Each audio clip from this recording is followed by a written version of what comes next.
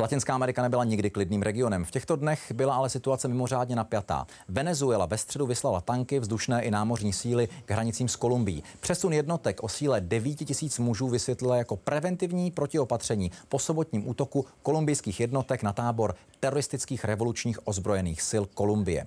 Venezuelský prezident Hugo Chávez vyhrožoval ukončením obchodních vztahů s Bogotou a znárodněním kolumbijských firem ve Venezuele. Podle zpráv, které agentura Reuters vydala jen před několika minutami, to alespoň prozatím vypadá na uklidnění situace. Na summitu v Santo Domingu si prezidenti Kolumbie, Ekvádoru a Venezuely před chvílí potřásli rukama a tímto gestem tak podle svých slov ukončili konflikt. O situaci v regionu a především o situaci ve Venezuele teď s představitelkou studentské opozice Angelou Sposito. Přeji vám dobrý večer.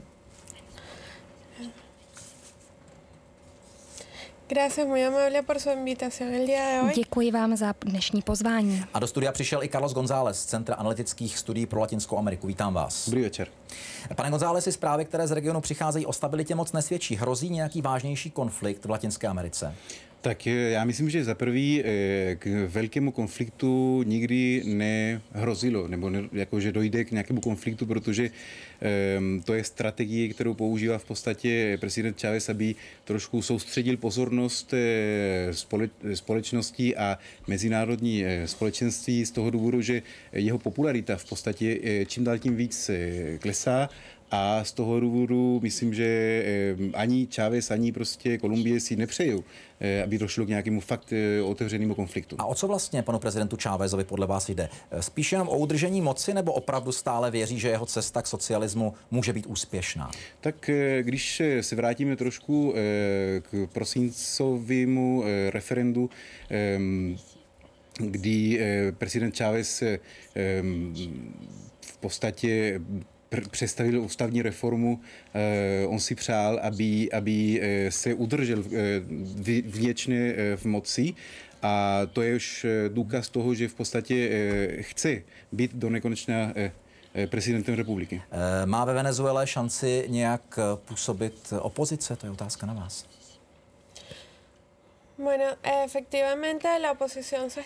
Ano, v současné době se opozice organizuje. V naší zemi od loňského roku funguje studentské hnutí a právě tato hnutí jsou nejdůvěryhodnější před venezuelským lidem. Proběhlo přibližně 1600 protestů, většinou však byly režimem zakázány. Jedná se o protesty na podporu lidských práv. Jaká je hospodářská situace ve Venezuele? Co si třeba studenti myslí o znárodňování? V současné době je ekonomická situace velice složitá, protože některé zboží je nedostatkové, je nedostatek léků a někdy potravin. Zároveň je kontrolovaný měnový kurz. To se samozřejmě projevuje v průmyslu, protože firmy nemají devizy, aby mohly nakupovat. A domníváme se, že soukromé vlastnictví patří k lidským právům. Z tohoto důvodu by měla vláda od podobných opatření upustit. A poslední otázka na vás, Slečno Sposito, jak vy hodnotíte aktuální situaci v celém regionu?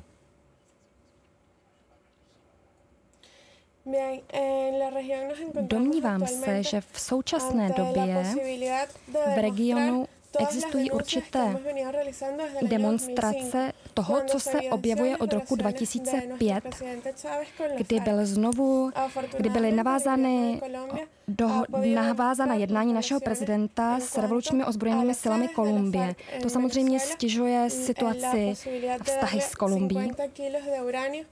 V současné době se také jedná o tom, by Chávez dodal této teroristické organizaci určité množství uranu a zároveň podporuje obchod s narkotiky a terorismus. Poslední otázka na vás. Jak vidíte nejbližší budoucnost tohoto regionu? Prosím o stručnou odpověď. Tak já myslím, že hodně bude záležet samozřejmě na podporu ze strany Venezuely těmto teroristickým organizacím, a pokud se podaří prosadit tu správnou politiku, kterou prezentuje prezident Uribe v Kolumbii, tak myslím, že bude čím dál tím míň hrozit nějaký velký riziko. Díky, že jste přišli. Gracias.